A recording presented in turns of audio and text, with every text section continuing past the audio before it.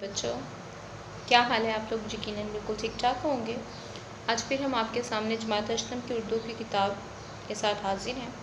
آج ہمارا chapter number 6 ہم نے اسٹارٹ کرنا ہے اور لیکچر نمبر 15۔ امید ہے کہ آپ لوگوں نے ہمارا channel AMS high school subscribe کر لیا ہوگا اور بیل آئیکن پر بھی کلک کر دیا ہوگا۔ آئیے چلتے ہیں اپنی اسٹڈیز کی طرف۔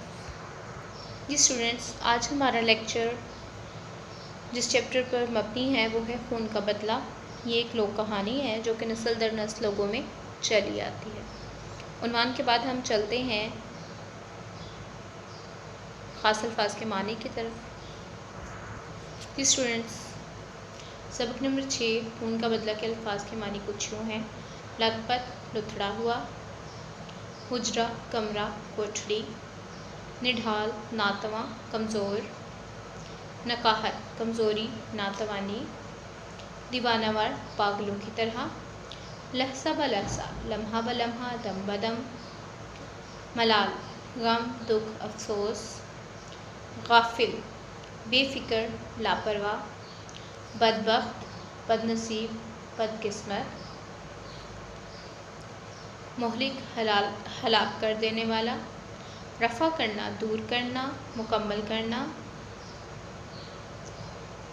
دستور قاعدہ قانون، قاری گہرا مہلک، ندامت شرمندگی، آرزو تمنا خواہش، انتقام بدلہ پاداش، حسرت ایسی خواہش جو پوری نہ ہو، بپھرا ہوا سخت غصے میں ناراض۔ ان الفاظ کے معنی سے ہمیں ریڈنگ کے دوران بہت آسانی ہوگی۔ اس کے علاوہ جو بھی الفاظ کے معنی مشکل آئیں گے ایز یو نو آپ کو بتا دیے جاتے ہیں۔ ڈیئر اسٹوڈنٹس، ہم نے آج خاص الفاظ جو ہیں آپ کو ریٹن فارم میں ان کے معنی پیش کیے۔ امید ہے کہ آپ کتاب کے آخر میں دیے گئے الفاظ کے معنی سے بھی استفادہ حاصل کر رہے ہوں گے۔ آئیے اب چلتے ہیں ریڈنگ کی طرف۔ آج ہماری کوشش ہوگی کہ ہم اس چیپٹر کی کمپلیٹ ریڈنگ کریں، کیونکہ اس کہانی کو اگر ہم مکمل پڑھتے ہیں تو ہمیں اس کہانی کی صحیح طور سے سمجھ آ جاتی ہے۔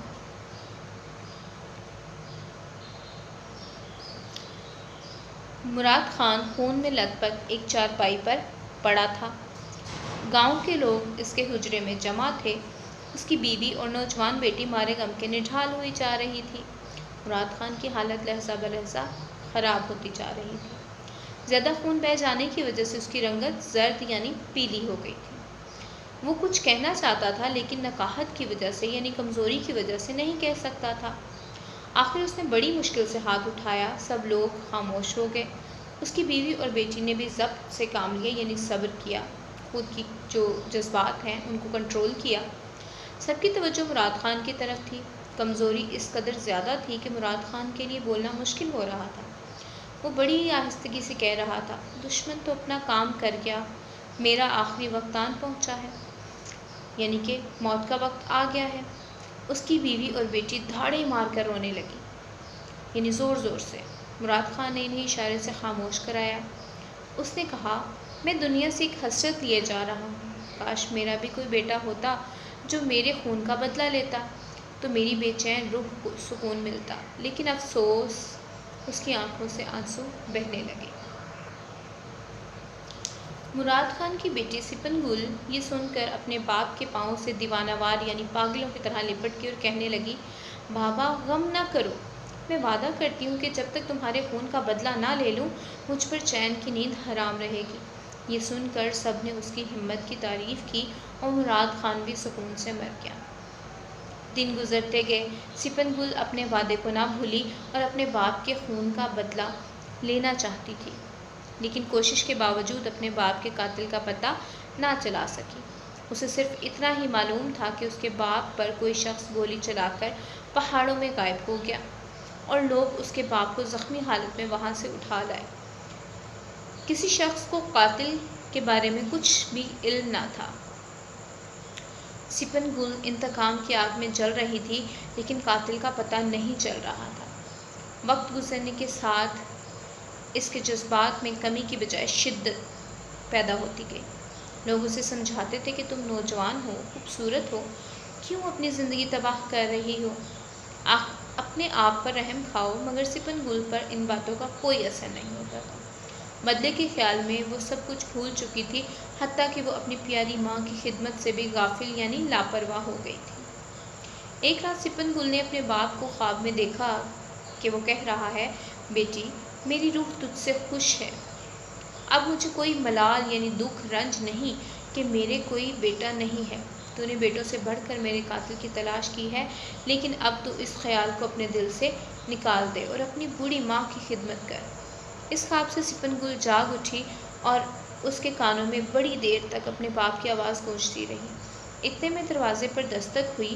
تھوڑی دیر کے بعد پھر کسی نے دروازہ کھٹکھٹایا۔ اب ماں بھی جاگ پڑی تھی۔ ماں بیٹی دونوں نے اٹھ کر دروازہ کھولا۔ دروازہ کھلتے ہی ایک زخمی نوجوان دھڑام سے اندر گرا اور گرتے ہی بے ہوش ہو گیا۔ وہ کچھ دیر تو اسے دیکھتی رہی۔ پھر ماں نے اس کے منہ پر پانی کے چھینٹے مارے۔ دونوں نے اسے ایک پلنگ پر لٹایا۔ سپن گل نے جلدی سے پانی گرم کر کے اس کے زخم دھوئے۔ کچھ دیر بعد اسے ہوش آ گیا۔ اس کی ماں نے نوجوان کو گرم گرم دودھ پلایا اور اسے وہ دن یاد آ گیا جب مراد خان کو اسی طرح زخمی حالت میں لایا گیا تھا۔ اس نے نوجوان کو بتایا کہ آج سے 2 سال پہلے میرے شوہر کو بھی کسی بدبخت نے گولی ماری تھی، لیکن اس کا زخم مہلک تھا، اس لیے وہ مر گیا۔ تم نوجوان ہو اور زخم بھی گہرا نہیں ہے، بس ذرا سی کمزوری ہے، وہ رفع ہو جائے گی۔ نوجوان نے پوچھا، تمہارے شوہر کا نام کیا تھا؟ اس نے کہا، مراد خان۔ یہ سن کر نوجوان سکتے میں آ گیا۔ اسے یوں محسوس ہوا کہ کسی نے اس کے سر پر کاری ضرب لگائی ہو، یعنی کہ بہت گہری چوٹ۔ اس نے آنکھیں بند کر لی۔ مراد خان کی بیوی نے پوچھا، خیر تو ہے؟ اس نے کہا، کوئی بات نہیں، درد کی وجہ سے کروٹ بدلنا چاہتا ہوں۔ ماں بیٹی نے اس نوجوان کی بڑی خدمت کی۔ جب بھی سپن گل اس کے لیے کھانا لے کر آتی تو نوجوان کی آنکھوں سے آنسو جاری ہو جاتے۔ اسے کچھ ندامت یعنی شرمندگی سی محسوس ہوئی۔ وہ بار بار کہتا تھا، میں تمہارے اس احسان کو کبھی نہیں بھلا سکتا۔ اس کی ماں کہتی، ہم نے تم پر کوئی احسان نہیں کیا، تم نے تو اپنا فرض پورا کیا ہے، تم نے ہمارے گھر میں پناہ لی ہے، اگر تم صحت یاب ہو کر جاؤ تو یہ ہمارے لیے بڑے فخر کی بات ہوگی۔ سپن گل نے کہا، میرے باپ کی روح کس قدر خوش ہوگی کہ ہم نے ایک زخمی کو پناہ دی اور اس کی خدمت کی۔ یہ بات سن کر نوجوان چلا اٹھا، سپن گل اپنے باپ کی بندوق لے آؤ اور مجھے قتل کر دو، اپنے باپ کے خون کا بدلہ مجھ سے لے لو۔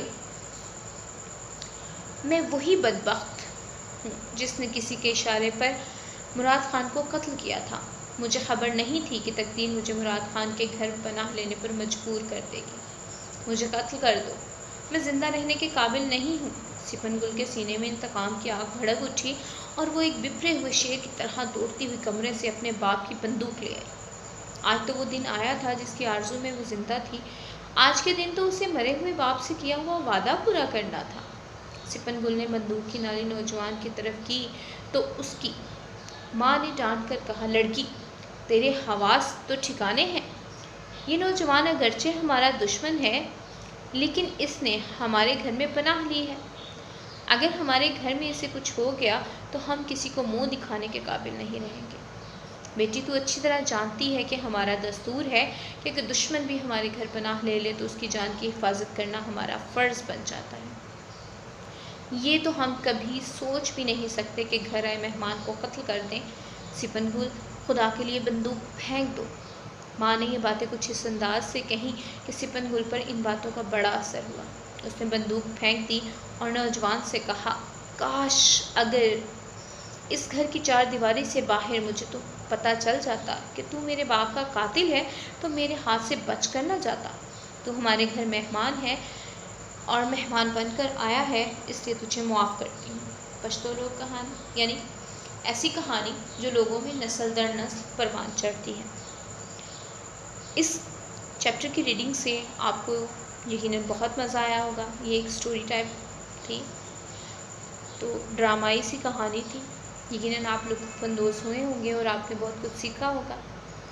اسی امید کے ساتھ کہ آپ اپنی پڑھائی پر توجہ دے رہے ہیں، آپ سے اجازت چاہوں گی۔ اللہ حافظ۔